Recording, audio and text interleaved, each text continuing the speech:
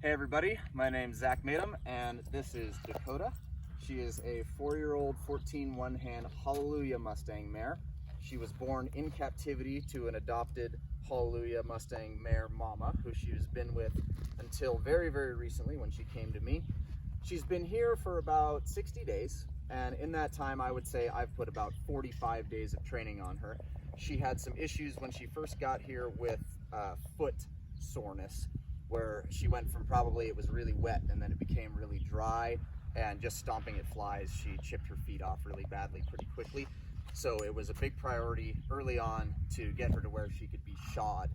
She was pretty much perfect for the farrier for the front feet on her very first go. It looked like she'd done it a million times, but the hind feet, which she's had looked at twice now, took just a little bit of time, and in the future you might consider, depending on how she's looking, you might consider offering her a little bit of sedation to help her with those hind feet if she's really saying that she can't stand it. Right now, we've ridden probably, I don't know, 15 or 20 times. I would say that she's coming along like any old green horse in that regard. She's a pretty stout little horse for her size, and she feels pretty sure on her feet. So we're just going along and working on all the stuff that I'd normally like to see with a youngster. Her groundwork when I got her was not particularly developed. She'd clearly been handled quite a bit by somebody at some point, so she's pretty friendly and she definitely likes to be petted and likes people and is pretty at peace around humans. But she had learned to be a little bit pushy and a little bit kind of in your space when maybe you weren't asking for it. So we've been spending lots of time making sure that she knows how to be respectful and knows how to look for where the human is.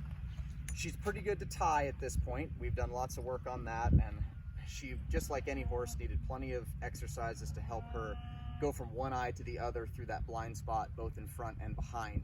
And we did lots of stuff like that with a rope in the round corral and that kind of stuff before she was saddled.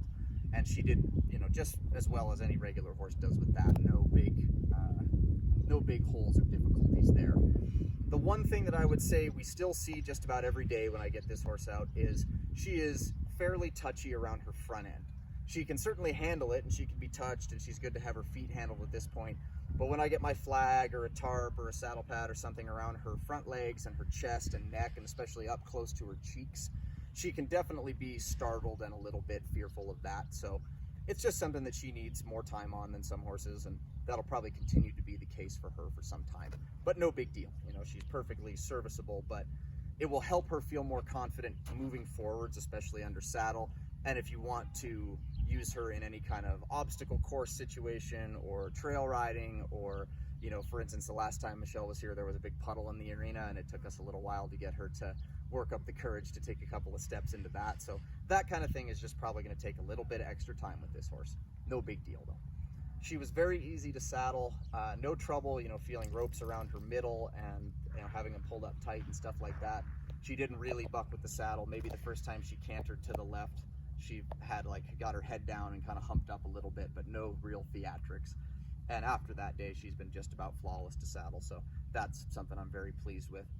So going forwards, like I said, we're just every day we get out and ask questions and see what her answers are. But I think she's a very confident little mare, and that she definitely has a strong will.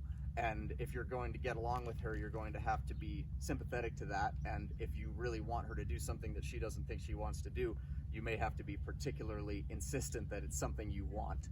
But otherwise, I think she's going to make a nice partner for somebody, and I think athletically she's suited to just about any discipline that you could want to do.